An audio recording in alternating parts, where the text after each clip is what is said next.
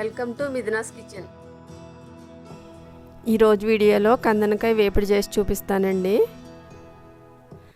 అరకిలో తీసుకున్నాను కందనకాయలు.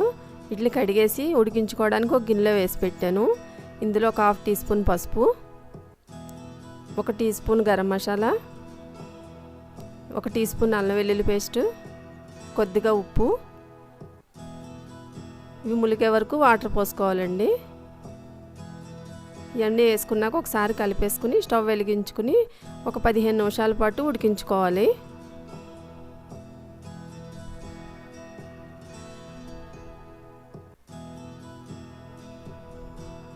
ఇప్పుడు ఇవి ఉడికినాయండి, ఒక గిన్నెలోకి తీసేసుకుందాం.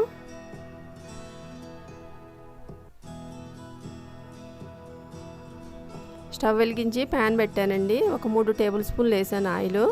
2 మీడియం సైజ్ ఉల్లిపాయలు తీసుకుని సన్నగా తరుక్కోవాలి, అవి వేస్తున్నాను.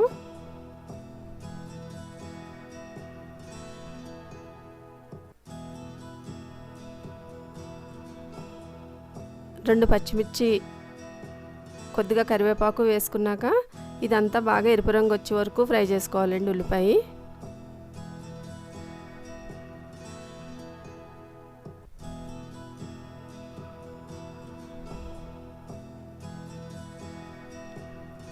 ఉల్లిపాయ వేగిందండి. ఇప్పుడు ఇందులో మళ్ళీ పసుపు వేస్తున్నాను, 1/2 టీ స్పూను, 1 టేబుల్ స్పూన్ కారం,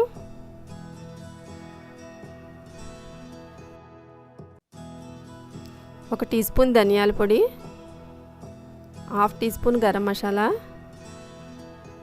1/2 టీ స్పూన్ జీలకర్ర పొడి, రుచికి సరిపడా ఉప్పు వేసుకునండి. ఇదంతా బాగా కలుపుకోవాలి. 1 టీ స్పూను అల్లం వెల్లుల్లి పేస్ట్ వేసుకోవాలండి, వీడియో మిస్ అయింది.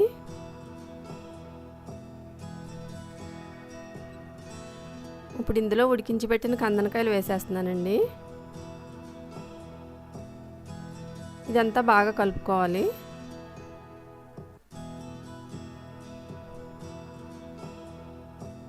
స్టవ్ మీడియంలో పెట్టుకుని బాగా కలర్ వచ్చే వరకు ఫ్రై చేసుకోవాలండి.